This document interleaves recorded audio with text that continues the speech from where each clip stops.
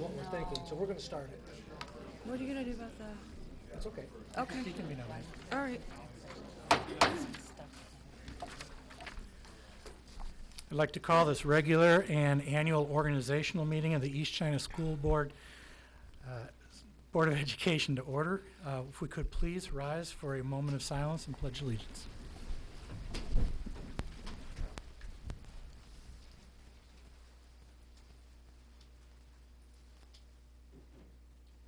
you. I pledge allegiance to the flag of the United States of America and to the republic for which it stands, one nation, under God, indivisible, with liberty and justice for all.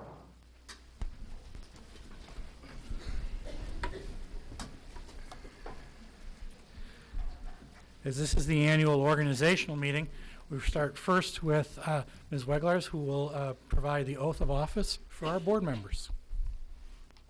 I have the two new board members. Do I have the time? I think everybody. We do it for everybody. Yeah, we do it for everybody. Yep. Have you all stand? Okay. I have you all raise your right hand and repeat after me.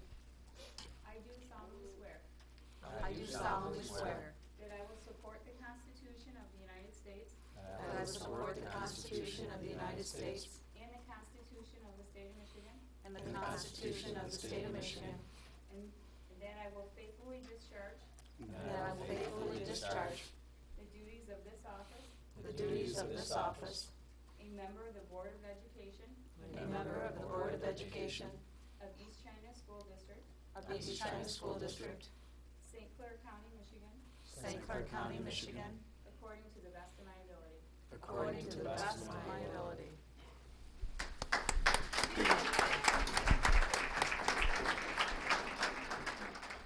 I'd like to welcome trustees Bebuck and Disselrath to the board. And now that there's a fully sworn-in Board of Education, I'd like to ask for nominations for the position of President of the Board of Education for the 2015 calendar year. I'd like to nominate Mr. Jim Bewer. Second? Mrs. Murphy supports. Any discussion? Seeing none, all in favor say aye. Aye. Oppose the same? Congratulations, President Bewer. And I will give you the gavel.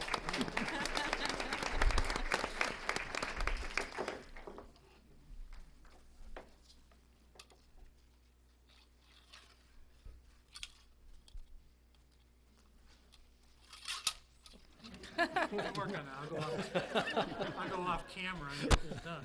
There we go. And now open the office of Vice President. Nominations for position of Vice President. I nominate Glenn Kennigbauer. I support. Any other nominations? Any other nominations? Any other nominations? All those in favor signify by saying aye. Aye. Opposed, same sign. So carried. Nominations for the position of treasurer is now open. I nominate Mr. Alan Richley. With all due respect, I decline, Mr. Bewer, but thank you. I appreciate that. Okay. I nominate Amy Murphy. I support. Any other nominations? Any other nominations? Any other nominations? Hearing none, all those in favor signify by saying aye. Aye. Aye. Opposed, same sign. So carried. Position of secretary. I'd like to nominate Jeannie Frank. I support. Any other nominations? Any other nominations? Any other nominations? Hearing none, all those in favor signify by saying aye. Aye. Opposed, same sign. So carried. Our slate of officers has been presented. Thank you.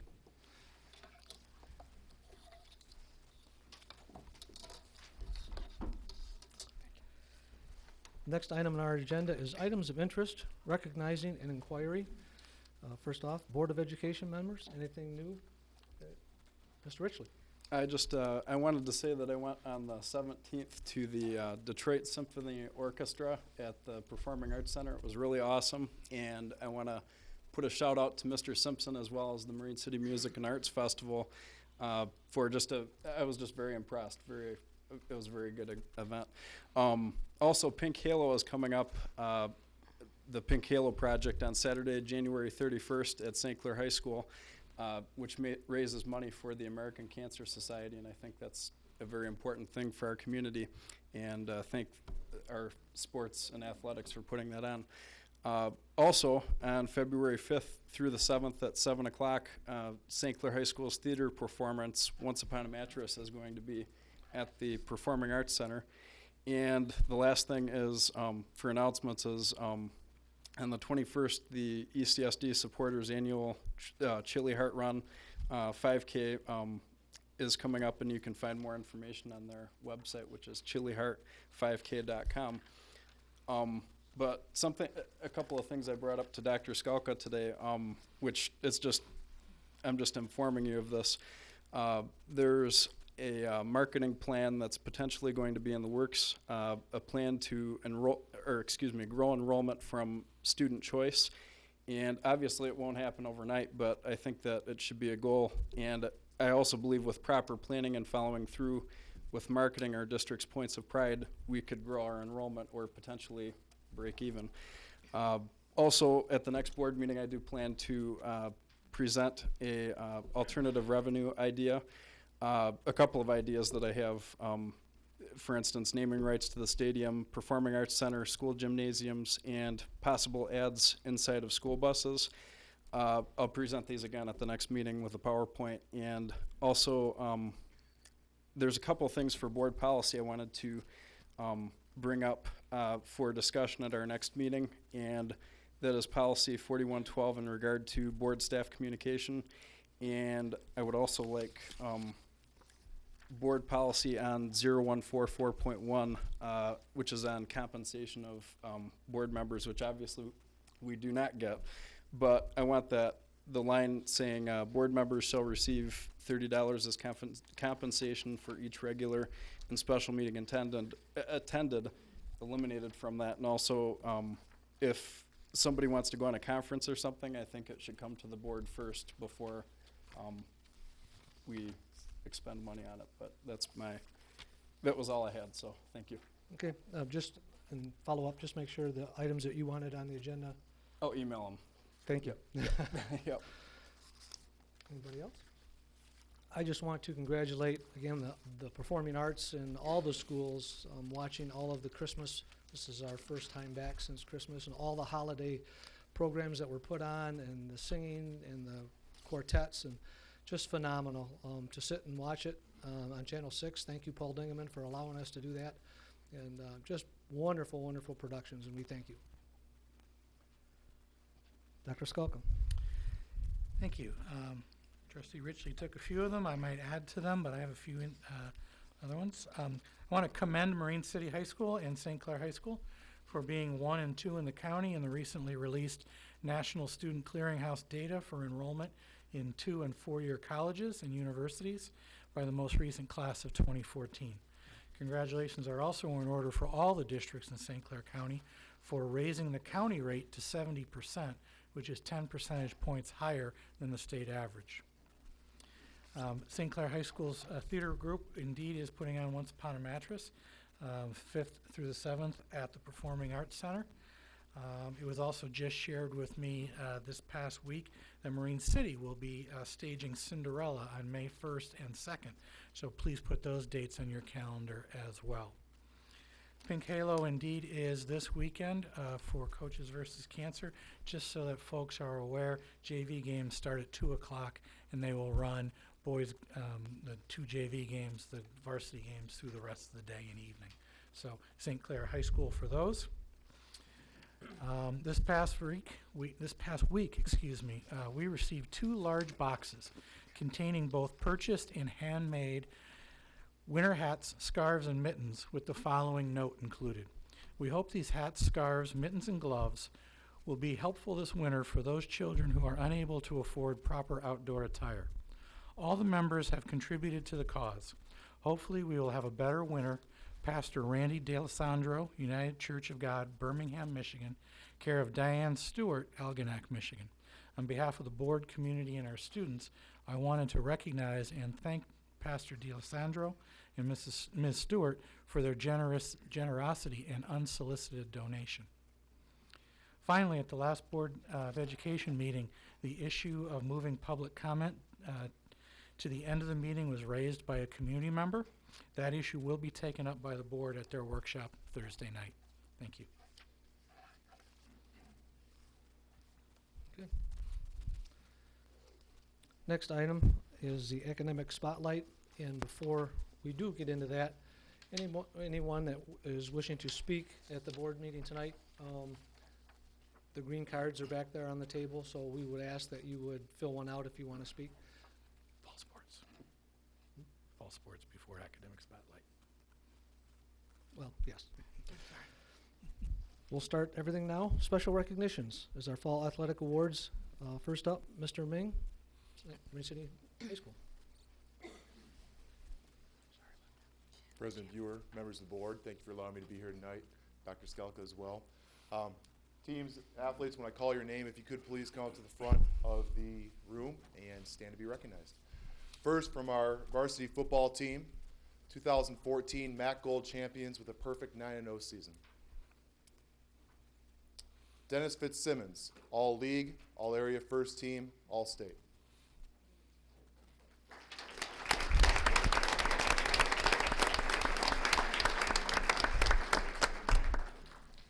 Jacob Headley, all league.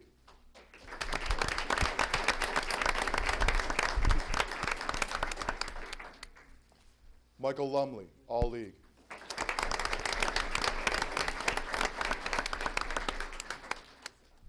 Jarrett Matheson, all league, all area first team, all state, MAC MVP, and the Times Herald Player of the Year.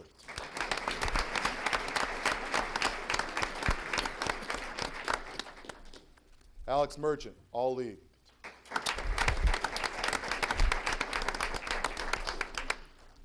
Trevor Quant, all league. Kenton Rivard, all league, all area first team, all state.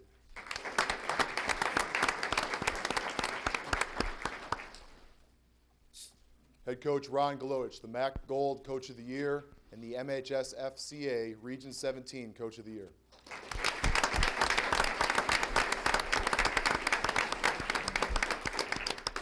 From our boys varsity cross country team, Blake Haney, all league, all region.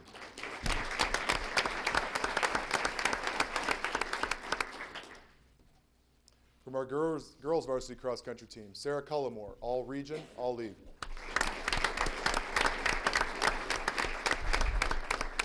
Kerrigan Spencer, all league, all region.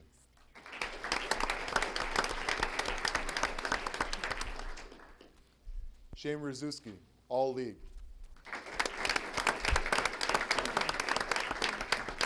From our varsity soccer team, Jacob Ryan, all league. Michael Polio, all league.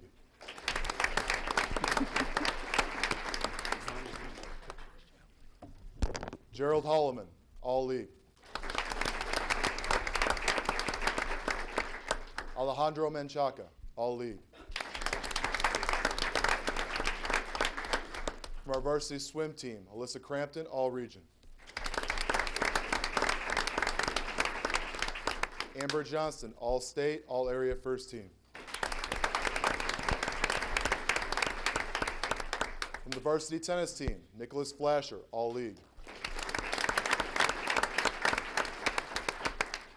From varsity volleyball, Taylor Frank, all league, all area first team. Kirsten Austin, all league. Also, I'd like to put in a plug for our Friday night event to kick off Pink Halo. It's something that Marine City started last year. St. Clair will be continuing this year. The staff game. It's a free event, taking donations at the door.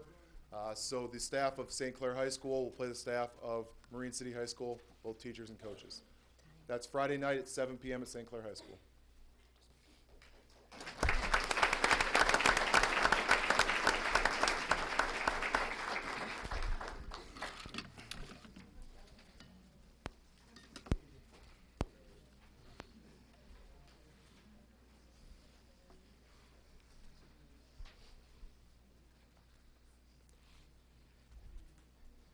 I am Jeff Cook. I am the athletic director at St. Clair High School, as well as the assistant principal. Dr. Skelka, members of the board, here are our award recipients for fall 2014 at St. Clair High School. Varsity football Division IV playoff qualifier, Coach Bill Nesbitt.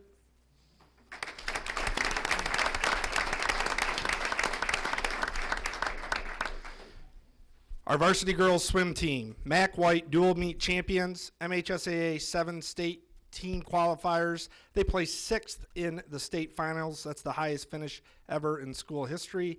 They broke 4 school records in the 200 IM, the 200 free, the 500 free, the 200 free relay, and the 100 back, and set a deaf American swimming record in the 100 breaststroke.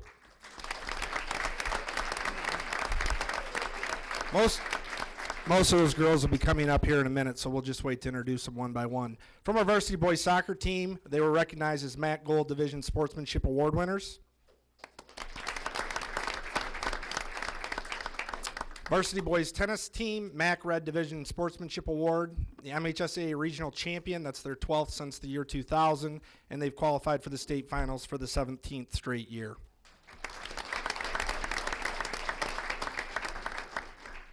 For varsity boys cross country, Coach John Davidson was MHSAA state qualifier. That's the 15th year in a row, and it is also the longest streak in the state in Division II.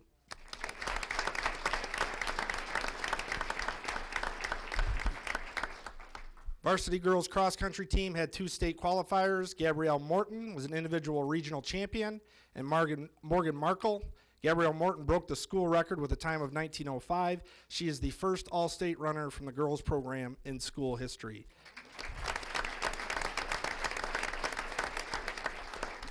For our individual awards, unfortunately, Larry was in a non-critical car accident this afternoon, so he's not here, but he's okay.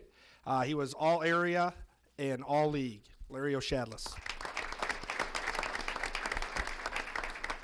Grace Shinsky, all-league, all-area first team, all-state, state finals qualifier, state finals medalist, MAC White Division Swimmer of the Year, Times Herald Swimmer of the Year, runner-up in the 100 back at states. She broke 5 school records, the 200 IM, the 500 free, the 200 free, the 100 back, and the 100 fly.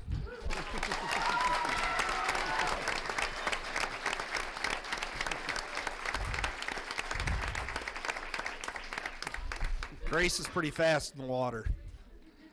Emily Lanin, all-league, all-area first team, state finals qualifier, and she broke the school record in the 200 free relay.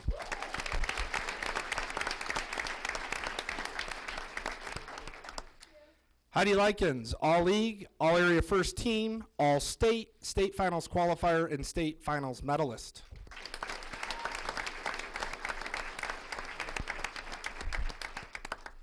Molly Likens, all-league, all-area first team, all-state, state finals qualifier, state finals medalist, and she is currently the deaf American swimming record in the 100 breaststroke.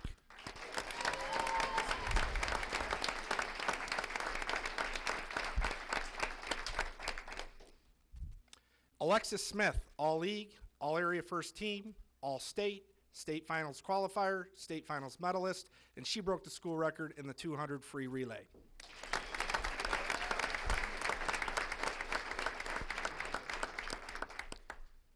Jenna Myers, all-league, all-area first team, state finals qualifier, and broke the school record in the 200 free relay.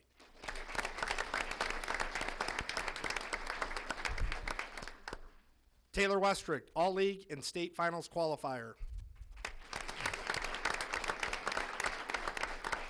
Ben Al-Garabali in soccer, all-league, all-district, all-area first team.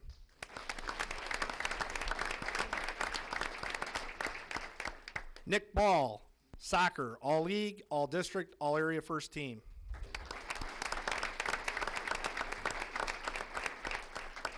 Seth Pino, varsity tennis, all-league, all-area first team.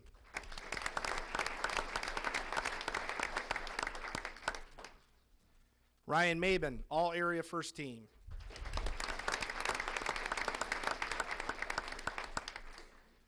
Sean McCormick, all-area first team.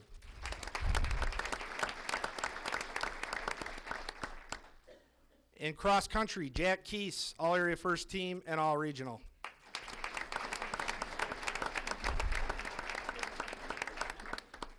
Walker Child, all league, all area first team, all region.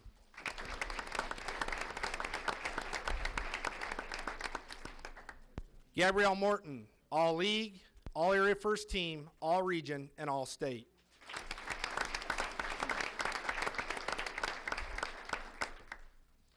Morgan Markle, all league, all area first team, and all region.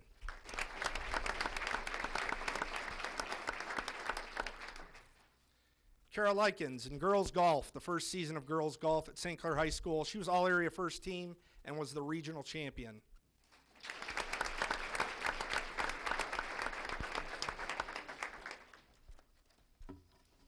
Thank you, members of the board, Dr. Skelka.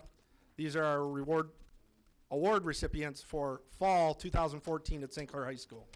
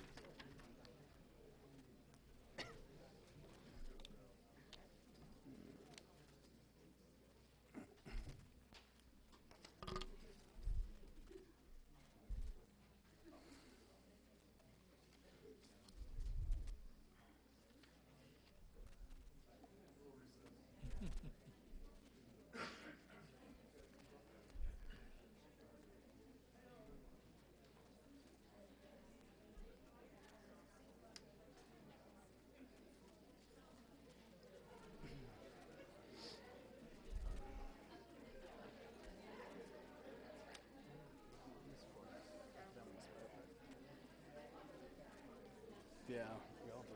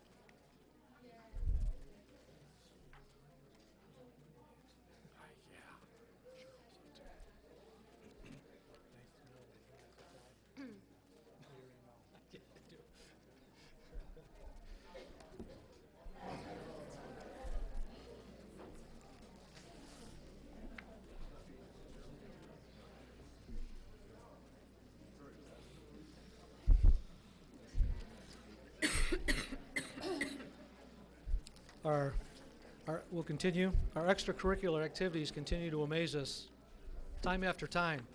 To see that many people win awards in our school district, as small as we are compared to some of these people that they play against, is just phenomenal. So congratulations to everyone. Next item on the agenda is the school board member recognition, Mrs. Brenda Tenniswood.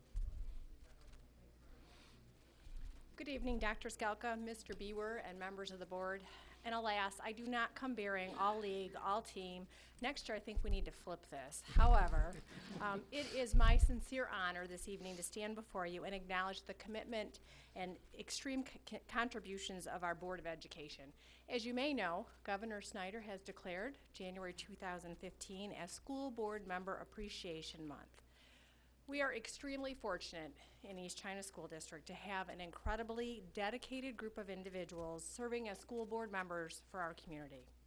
Our board members serve without any compensation, working tirelessly on behalf of the district to make wonderful decisions with true dedication, especially while facing challenging times and difficult decisions.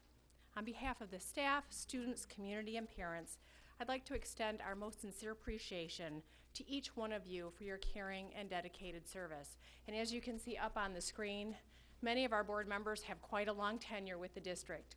Mr. Jim Bewer, 19 years, Glenn Kaningbauer, 4 years, Trustee Alan Richley, 4 years, Jeannie Frank, 2 years, Amy Murphy, 2 years, and we'd like to extend a very warm welcome to our newest trustees, Pat Bebuck and Todd Distelrath.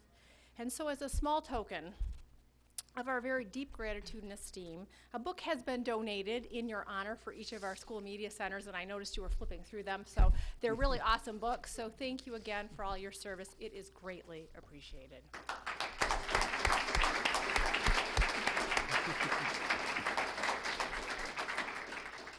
Thank you. Next item on our agenda is our academic spotlight. Marine City Middle and High School, principals Mrs. Catherine Woolman and Mrs. Susan Sabula.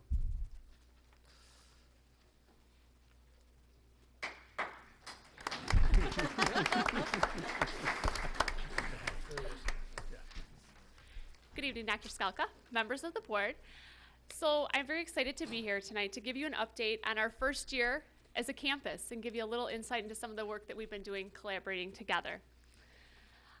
Some of the things that we've been able to do as a result of being on a shared campus and on a shared schedule this year is allow some more flexibility with our students and their scheduling. The two departments that we've been able to do the most with is world language and performing arts. So instead of our 8th graders having to choose, that 1 hour that we offer Spanish at the middle school, they've been able to work Spanish into their schedule almost any hour of the day that is offered on the campus. So they have more flexibility to participate in fine arts as well. The other piece is with performing arts. Because of our size, sometimes students get locked in their schedules. What we've been able to do is students who maybe couldn't participate in choir first hour because it conflicted with their Spanish or their algebra or something else, they've been able to audition for high school choirs.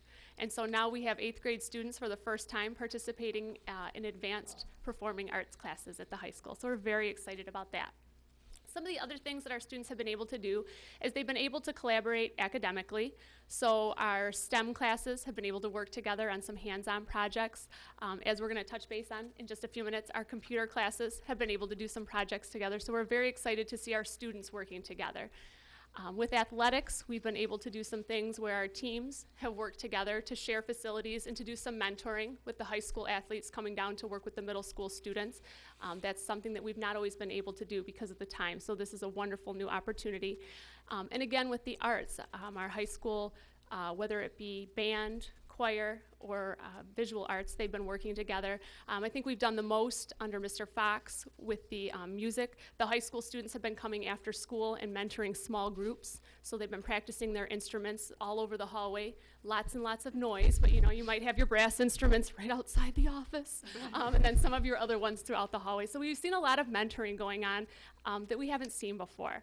And finally, our staffs have been able to collaborate a couple times a month on curriculum and even on the mentoring. So we've been able to talk a lot about, who did we send them as freshmen? What are their strengths? What are their weaknesses? How can they best help them right from day one? And we're excited to continue that work as the years continue. So what are the benefits of our students working together, learning together? Why is this a good thing for our kids? Some of the things that, as we know from research and then we're finding as we talk to them, is it's good for our students to work with students who are older or younger to get a better understanding of how other people think, a different viewpoint. Sometimes our students become very focused on their own little world, and so we can expand those horizons in a positive way. It helps them to take ownership, particularly the older students, when they're mentoring a younger student, they really take ownership of what they're sharing with them. We've seen, it's funny when you watch the students in the band in the hallway after school, you can see who your future educators are going to be. Some of them are there with their hands on their hips. There's other ones who are on the ground. They all take a different approach, but you can see them growing as little tiny leaders. And it's interesting the feedback that they give each other, particularly as I watch the middle school students. They pay so much attention to the feedback that they get from the older students. I could tell them the same thing. I could say it in my nicest voice 100 times, and they're not going to listen like they're going to listen to that senior who's standing there telling them the same thing, because they're buying into them more. They relate to them more. So the feedback has been very beneficial to our students. And so tonight we're going to talk to you a little bit about a unit that our 8th grade computer teacher, Kelly Thomas, and our multimedia teacher at the high school, Kathy Richley, developed together for our students to collaborate on gaming. This is something that's new to our curriculum this year. There's a lot of software out there that our students can use for free that allows them to get some basic skills with creating games.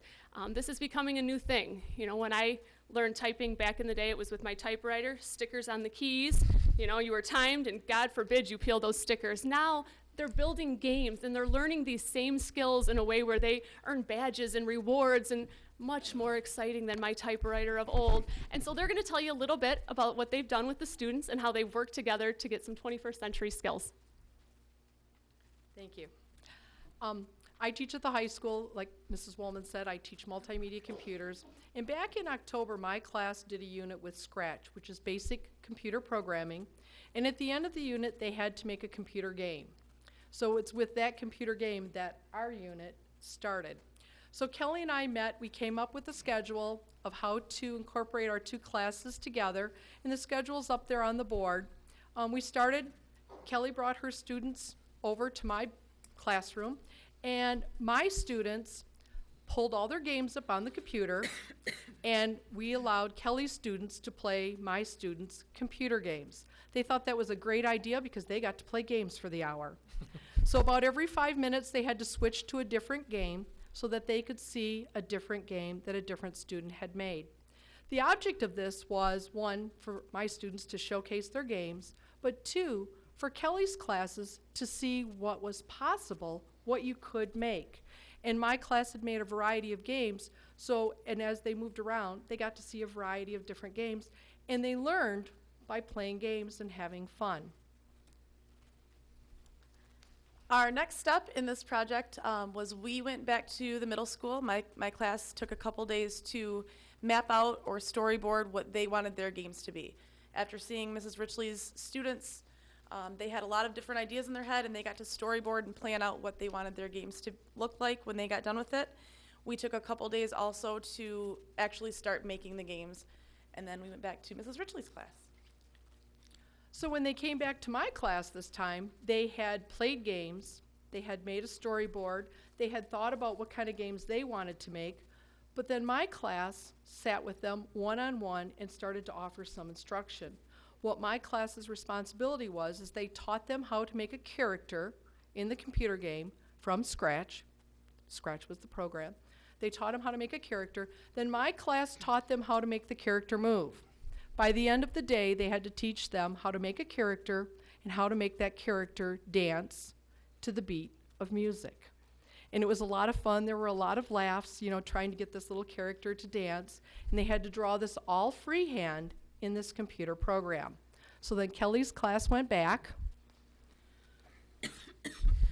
We took one more day to finalize after our help day with Mrs. Richley's class. We took one more day to finalize our games, and then we had our final day was we were playing each other's games. They evaluated each other's games, and we were able to kind of see what worked, what didn't work, and whose games they liked, what they did and did not like about the games, and they submitted their final projects. We have up here a couple quotes. The first two quotes were from Mrs. Richley's multimedia students, and then the last quote was from one of my 8th grade girls about collaborating on this project. And then our last day was competition and celebration. Any questions for us? Okay. How many total students participated in the program? I had 20. I had 21. So about 40. A little over 40 students total. 40 students. Are any of these going to be going, we're going to see them on TV with the Sharks for some new game they developed? I have a couple. Time will tell. I told them to keep me in mind. Fantastic. I have Yes, a Mrs. question Bebop. or just a comment. The competition, what was involved in that? That was just playing each other's games, the competitions, and kind of voting on what ones they liked the best. The kids, the students Yes, voted on? yep. Okay. Yep, they got to go around and play each other's. They had an evaluation sheet that they used too. All right. Great idea, you guys. Thank you. Thank you.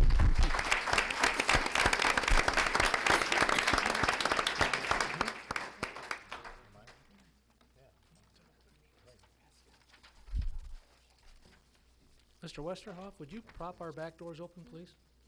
Thank you.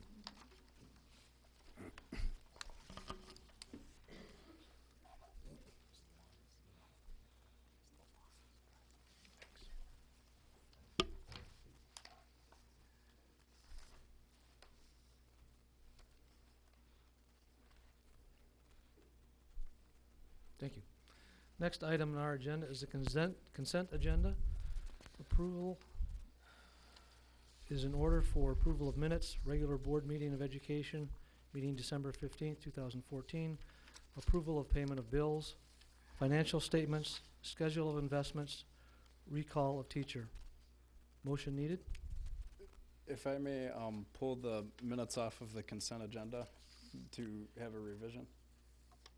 Actually, you don't pull them off the consent agenda, you just ask for them to be revised as part of the consent agenda. And then read your revision. Okay, and so I would like to make a motion to approve the consent agenda with the following revision to the meeting minutes, which you all have in front of you. And it would be, the revision would be under, it's on page 11, and it would be between it would be under the second, or excuse me, the first, I guess you'd say that's like a tick mark, or tab. It says Richley responded with saying he does not serve the superintendent or the president of the board, rather the people. He asked where in policy it states that he reports to the superintendent. Richley said he felt he was being targeted, bullied, and that the censure was for revenge. He stated he missed the committee meetings due to his work schedule, and then in parentheses, his meetings were at 4:15, and the two regular meetings due to military training / professional development.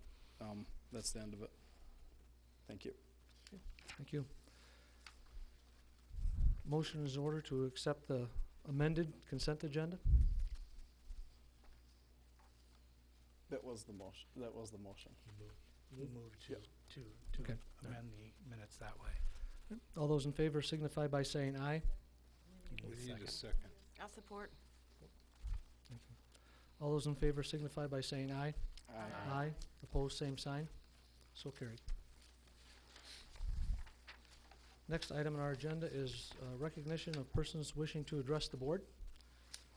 I have one card. Mr. Eric Longuski, School Board Appreciation.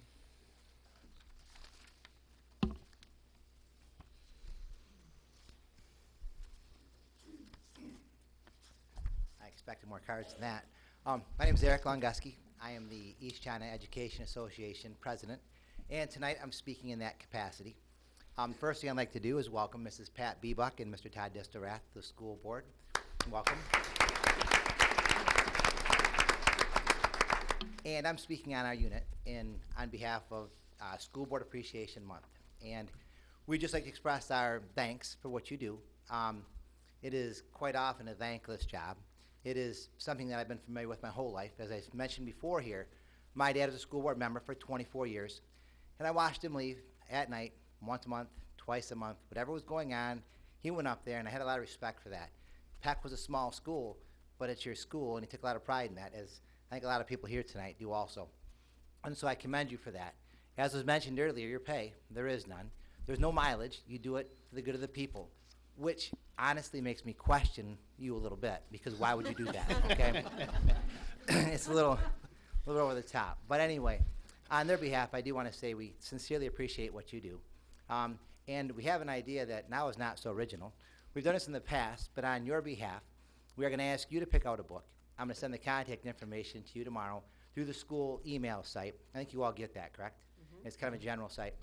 And I want you to pick out a book that you want to have inscribed by yourself. We'll send the information back to me. I'll have the books ordered. We'll have Karen Cedar, the vice president, will order those. We'll have you inscribe it, and we'll have you choose the school you would like your book to go to. So you can kind of choose your favorite. And I hate to do this to you, but if by chance you choose a school where your book ends up closing, we will move your book for you, so don't you worry, okay? So you don't have to tip your hand where you're putting your book. There's no hidden meaning if you don't choose a certain school, so don't worry about that.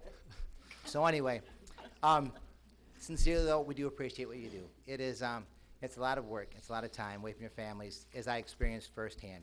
And so on behalf of all the teachers of East China, though we may sometimes find ourselves on opposite sides of issues, and there may be controversial issues coming up in the future. I'm just guessing, it's possible. Okay, there may be something. And if that does happen, we've always worked well as a team. As long as I've been here, we've always had your support. You've always had ours. That'll continue. We'll work through our problems as we need to do so. But we appreciate all you do. Sincerely, we do. Thank you very much. Thank you.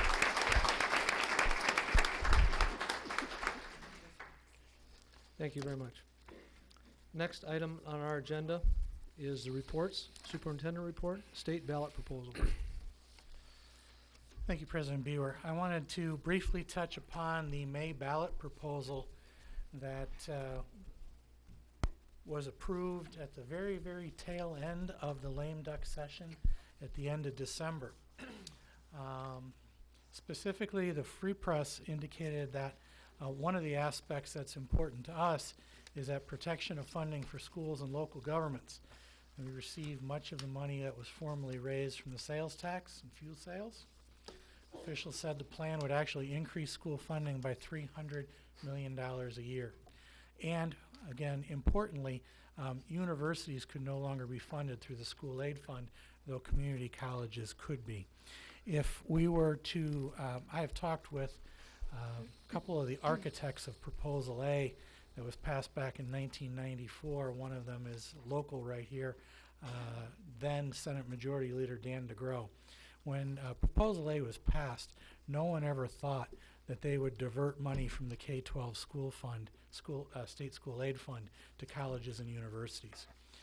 And so therefore, they did not put that specifically in the law, and yet lo and behold, that has started to take place under the Granholm administration and has continued to date. So this would actually protect that K-12 school aid money from the four-year universities, although it would be able to be going to the community colleges, which I think is consistent with what Governor Snyder has been proposing, and that is a P20 concept. In other words, preschool through community college.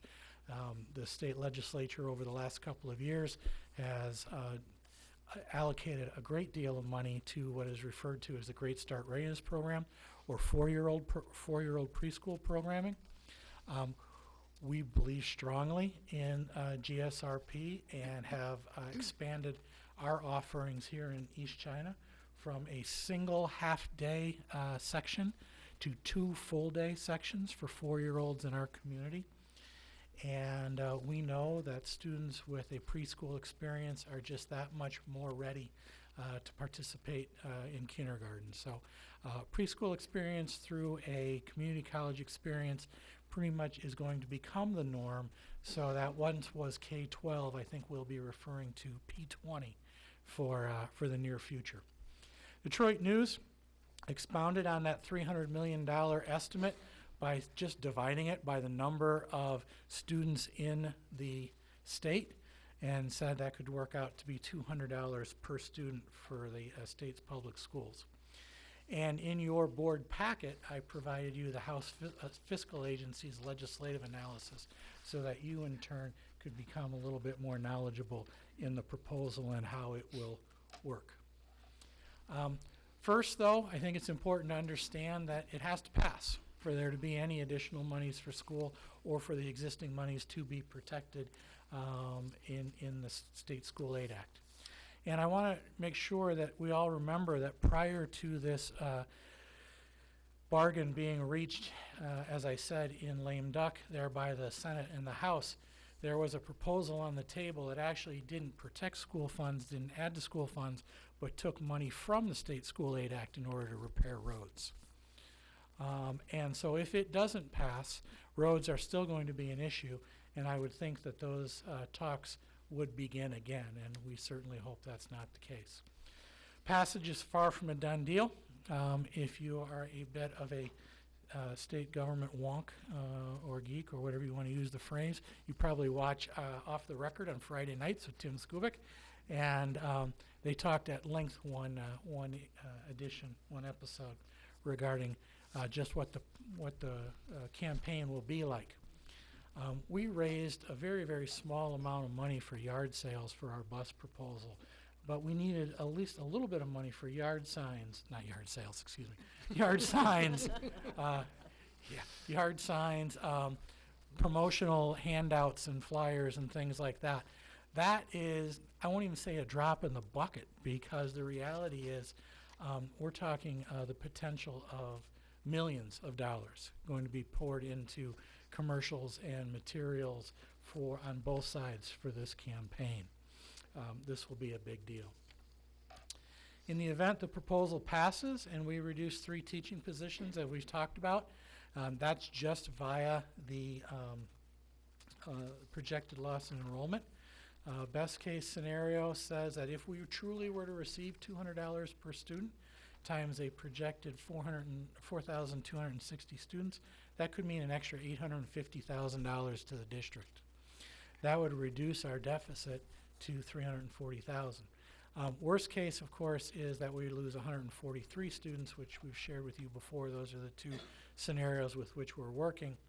That would reduce, of course, our number of students by which we could apply the $200 to.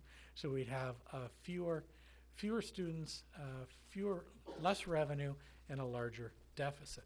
My point of showing this, though, is to understand that as important as it is for us to work toward passing this measure, not just for the infrastructure of the state, but for the school funding, it doesn't completely reduce and eliminate our deficit. There is still going to be work to do, and as we'll talk about tonight and into future meetings. Was the worst case 143 less students and no $200? No, there's the $200 in that second line. It's just we're applying the $200 a student. So that's not the worst. The worst would be 143 and 200. The worst is taking that 1.9 and only subtracting off the 240. Yeah. Yes, absolutely. Absolutely. I'm trying to be optimistic. And maybe I'm naive, but I'm not. We're going to pass this thing. Couple of caveats, though, to thinking about if the proposal passes. There are still questions that are going to have to be answered. How soon will the 1 cent sales tax increase go into effect? Would the suggested per pupil increase be included in next year's state aid, or would they wait until they've collected that 1 penny for a period of time so that it doesn't actually go into effect maybe until the 16-17 school year? How will the legislature decide to distribute the money? So far, all we have seen is articles such as the Free Press or Detroit News that spoke to just two figures, $300 million and $200 per student. But we know that when the foundation grant has been increased in recent years, they have not increased it in a uniform nature. Usually they've increased it on what's been called a 2x or a 2 times formula. And in fact, that got exaggerated to a 3.5 multiplier this past year, in which the East China School District saw a $50 increase versus $175 for most districts across the state.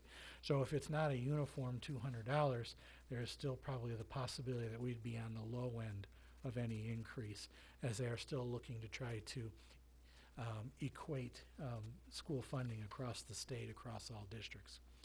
And finally, I'm not that naive. In fact, sometimes I'm a little bit too pessimistic.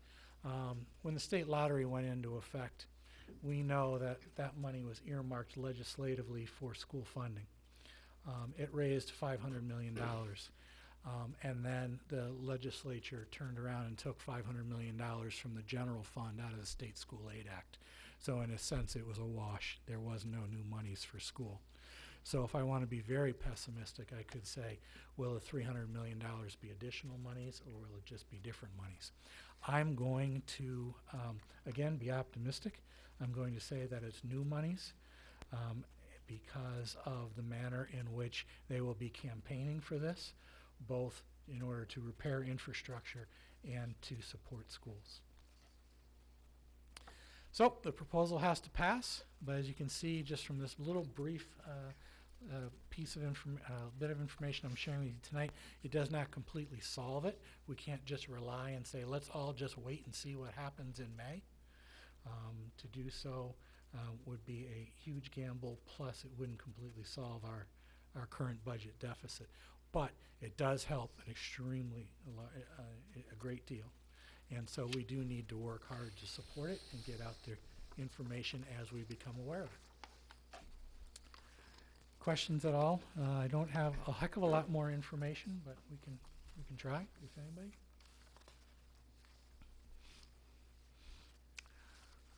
Okay, I'd like to then jump to the second part of my report, and that is Neola, which is the service that we subscribe to that keeps our school policies up to date. Our legislature, as you saw in lame duck, was busy doing not just roads, but passing many other bills and passing, and that's not just at the state level, but it's at the federal level as well. So, based on new or revised legislation and regulations, we have received 2 updates from Neola recommending policy changes since completing our year-long review and revision.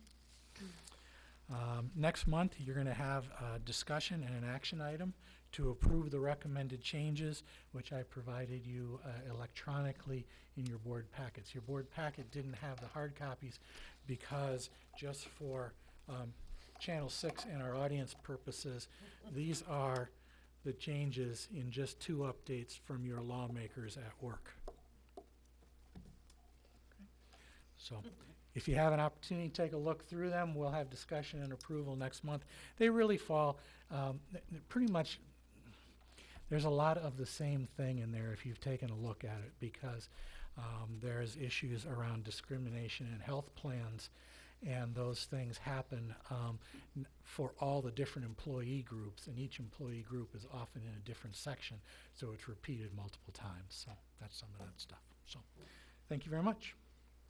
All right, thank you, Dr. Skalka. Item 10 on the agenda is information discussion items, restructuring committee update. Mr. Rob Luther. Welcome back. Thank you.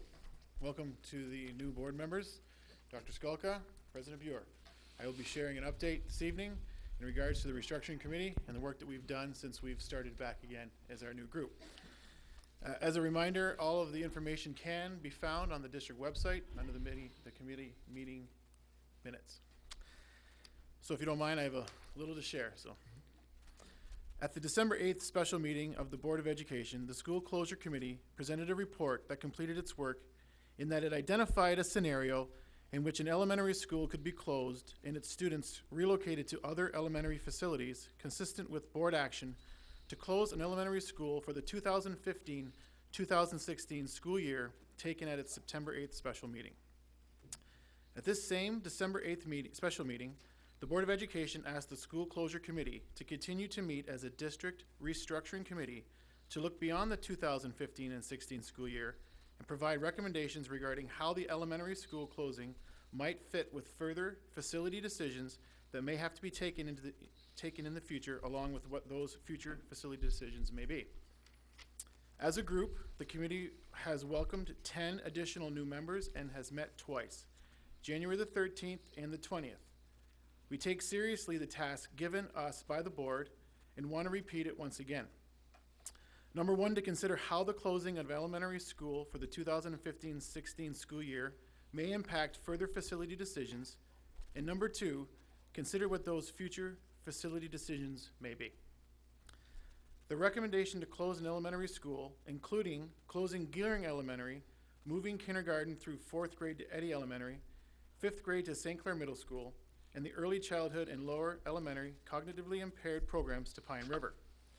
With respect to how this may impact further facility decisions, the committee explored a suggestion from the board as to whether a 4-7 middle school and an 8-12 high school configuration would be possible, not only into the future, but something to consider for the next school year.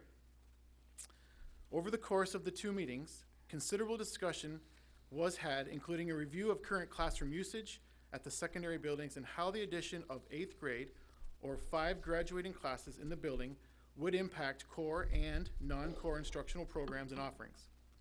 It was determined at current enrollment levels there would not be sufficient classroom space to teach classes without creating several itinerant teaching positions and a significant lack of gymnasium space to teach physical education and hold interscholastic practices.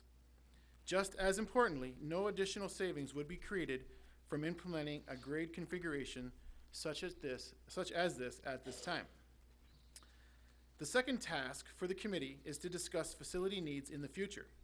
Armed with enrollment projections that show continued loss of enrollment, we believed it was our responsibility to have a discussion about the pros and cons of continuing to operate 2 middle schools and 2 high schools.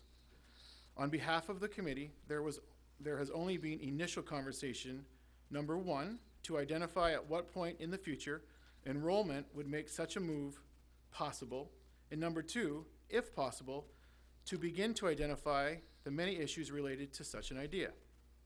And at no time did the committee consider a single high school or middle school a possibility for next year, and in fact, as I just said, hasn't had enough discussion yet to even come up to a conclusion as to when it might make sense. But if the idea is one that the board does not want the committee to consider at this time, then we would ask, then it would be best to have you let us know. That's all I have to report. Any questions? Questions?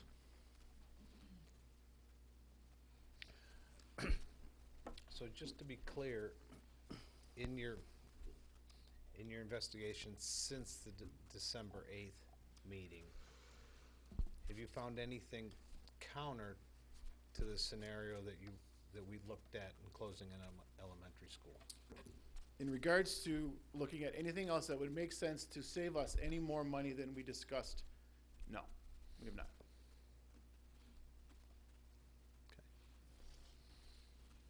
Trustee Richley? I have a question about, because I recall that I was the one that made the motion to create the committee for choosing which elementary school to close.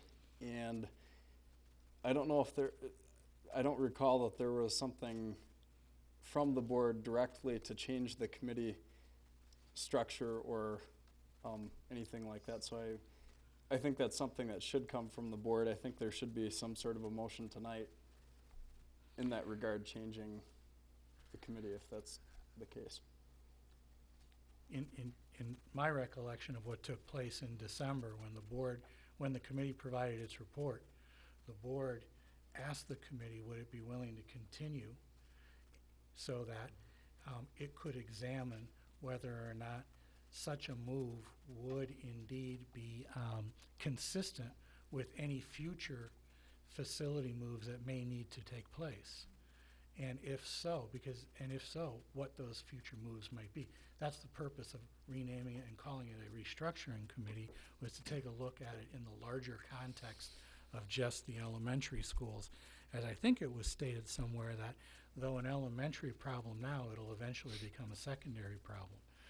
So I think it's fair in what you're saying in that, and what Mr. Luther has said, it's fair at this point in time to tell the committee that as Mr. Luther asked,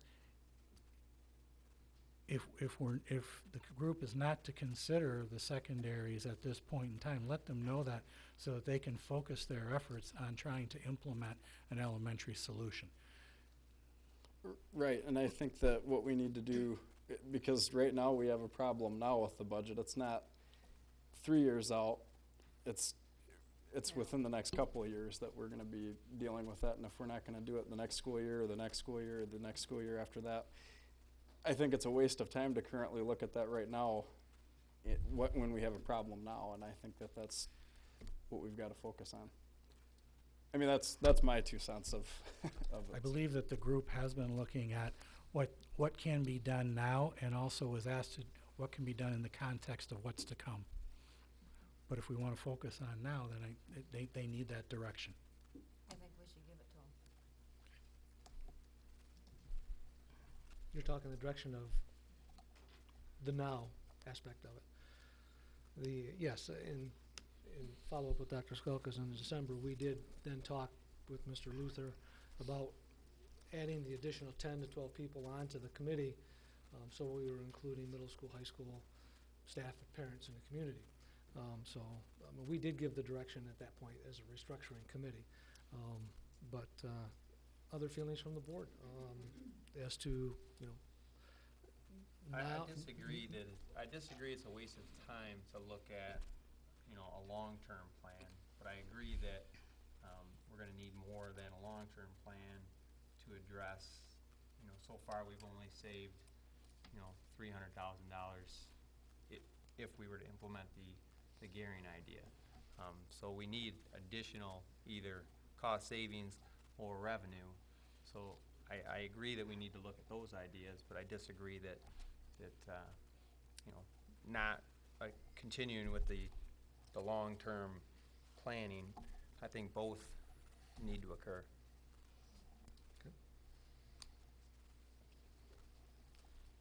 Mr. If we continued to discuss long-term, I mean, how long are we gonna keep this committee together to go over it? When our original idea was to sit down and figure out what elementary school to close, they came to us with a suggestion, are we just gonna keep this going for? Again, I believe in November, the charge to the group, or sorry, in December, the charge to the group was to take a look at how this action might impact further moves down the road, with the idea being that I was asked specifically how much time the administration would need in order to implement a decision. I responded that we could not wait beyond spring break. We could not wait beyond the March meeting.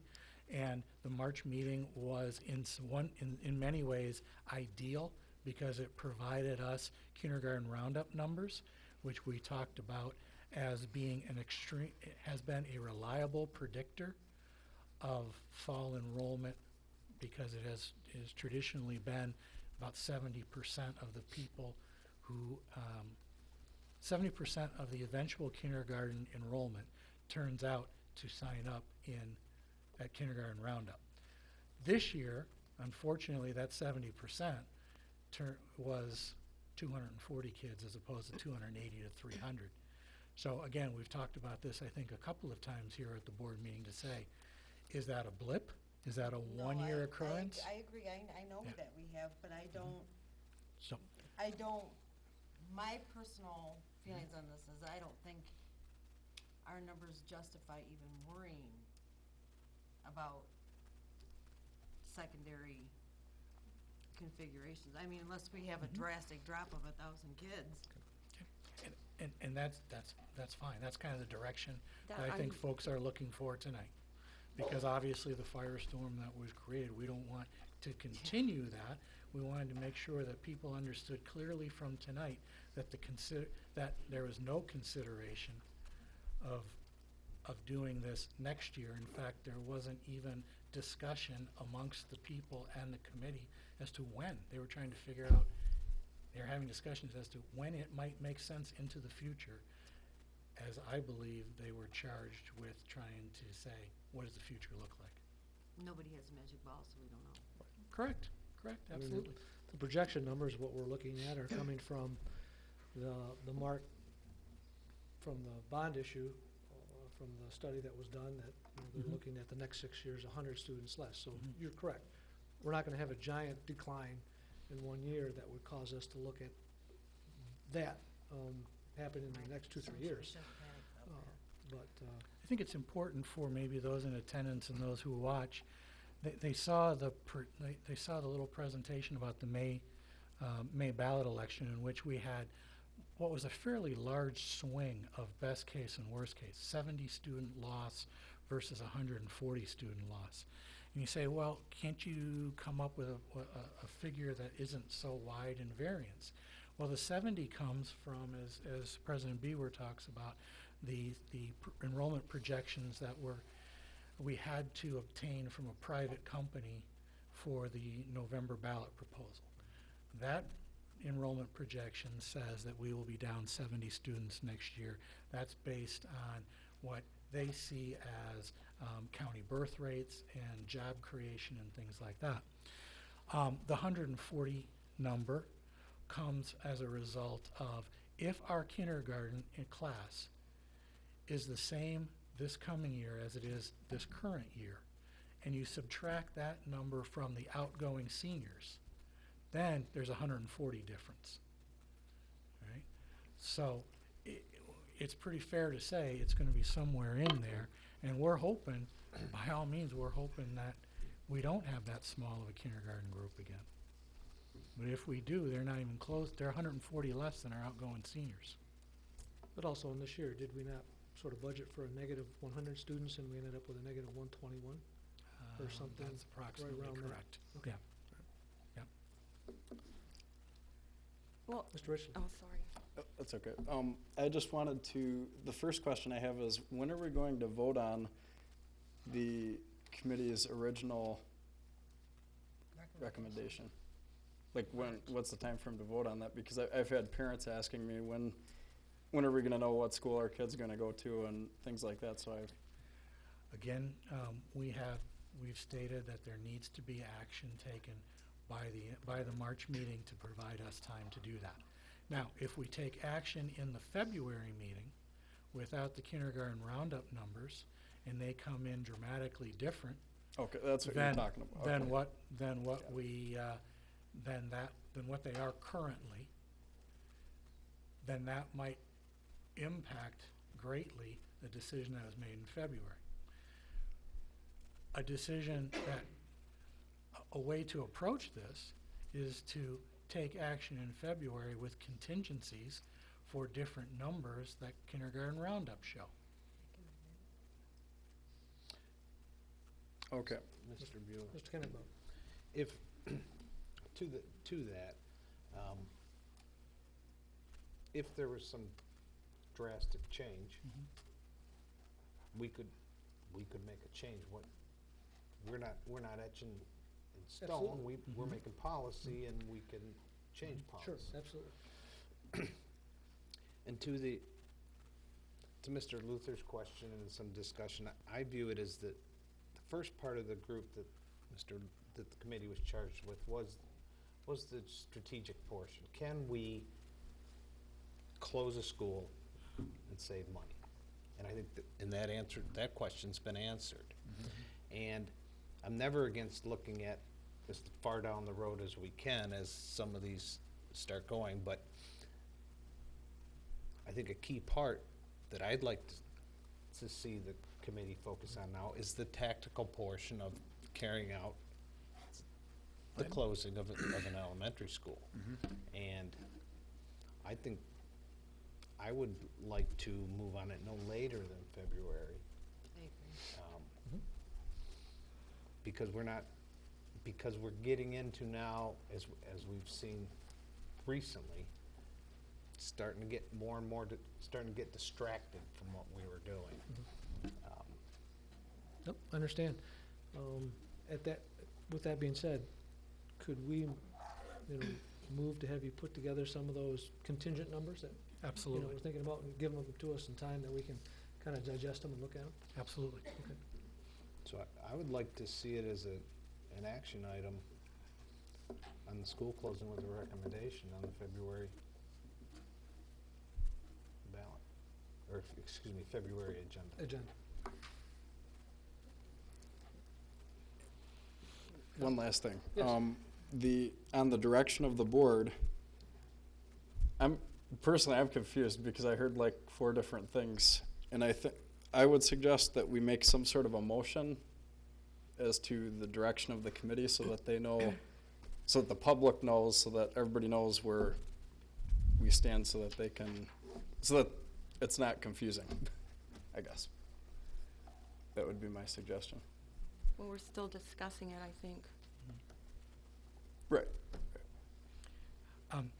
And I think if you you can clarify direction without having to actually make a motion and vote. The direction that I'm hearing being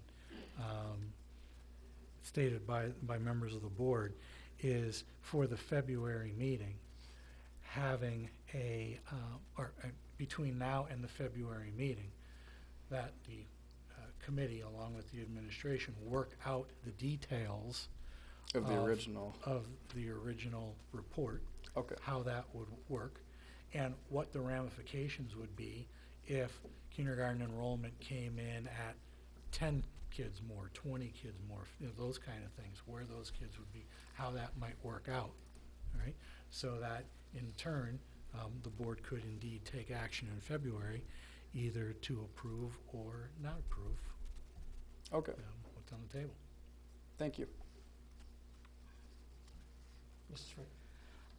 I would just like to say that as far as the secondary goes, while I'm open to always looking towards the future, I also strongly feel that we have enough facilities that I don't think combining high schools and middle schools is really necessary in the near future.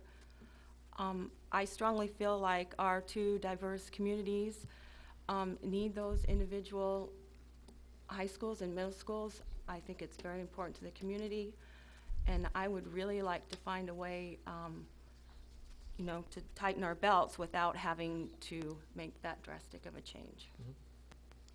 I think what brought that on, just from my recollection, is from the bus proposal, when this board in the past has looked at 2017-18. That was sort of our number year that we were going to, that pupil reduction was going to stop, that it was going to turn around. We were looking at St. Clair County birth rates and so forth, and new job opportunities. So that's where our 17-18 thing came from. Opened our eyes a little bit more when we had to do this bus thing, and they're saying, oh no, that's going to go out to 2021 with another 100 kids each year. I think that's what caused us to, you know, take a farther look out. But I agree with you. I don't think that action would come till we truly lost those 600 plus students. That'd have to be pretty drastic, It's in gonna my have to be a drastic feeling. number. Absolutely, absolutely. I agree.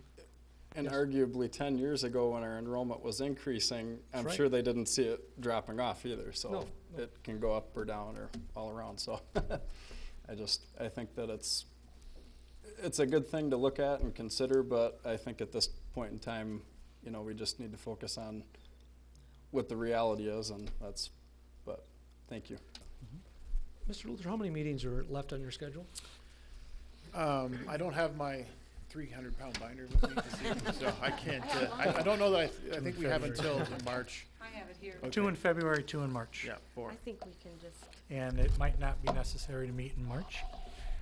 What I anticipate occurring is that the administration doing the work necessary to try to put together the nuts and bolts, if you will, of an implementation plan, with the committee now working as more a sounding board and advisory group to say, have you thought about, and yes, that makes sense, and that doesn't make sense.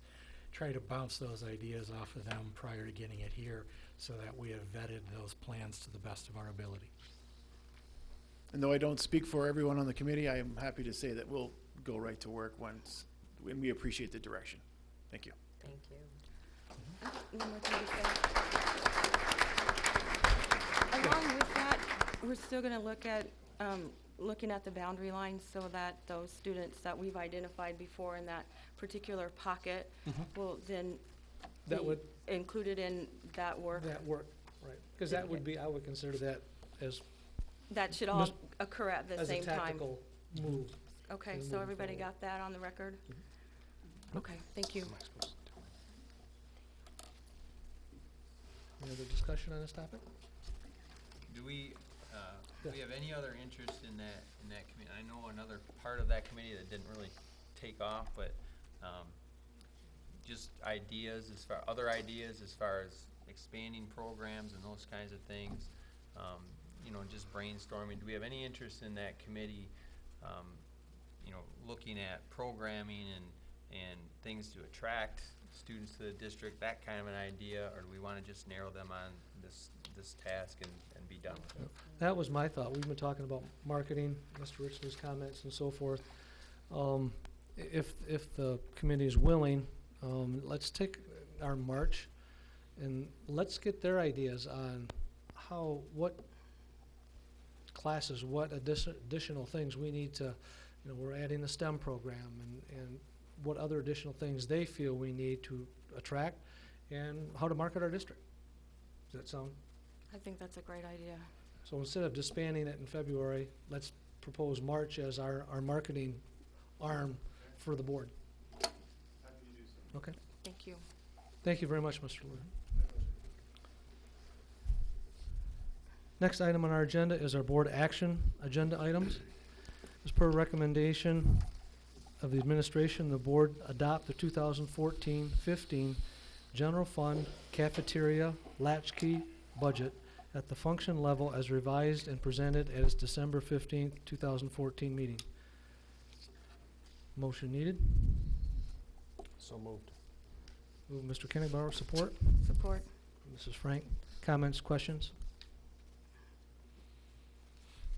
Hearing none, all those in favor signify by saying aye. Aye. Opposed, same sign. Motion carried. Item 2, recommendation, action. Per administration recommendation, the board approved the St. Clair High School, Marine City High School Spring 2016 Europe trip. Motion needed. So moved. Moved by Mrs. Frank, Support. support by Mrs. Murphy. Comments or questions?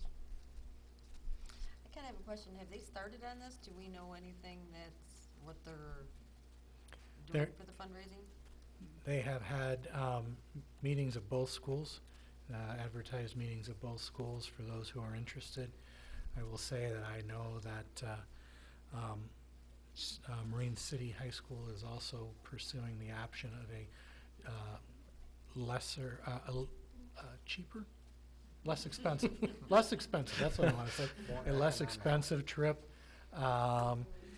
probably more toward the Dominican for a Spanish experience, something in that area.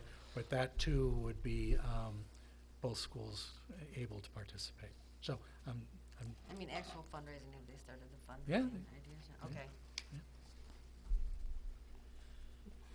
Okay. All those in favor signify by saying aye. Opposed, same sign.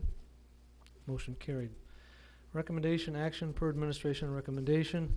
The board approved the participation in the 2014-15 Michigan School Business Officials Bus Purchase Program as presented at its December 15th, 2014 meeting. Motion needed. So moved. Moved by Mr. Kennegbauer. Support. Oh, sorry. Support, Mr. Richley. Comments or questions? Hearing none. All those in favor signify by saying aye. Aye. Opposed, same sign. Recommendation, action per administration recommendation, the board approved the modification of the world language graduation requirement of 2.0 credits to 1.0 credit as discussed at the December 15th, 2014 board meeting. Motion needed.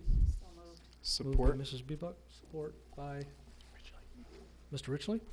Comments or questions? I do have a comment because I talked to Mrs. Woolman before the meeting.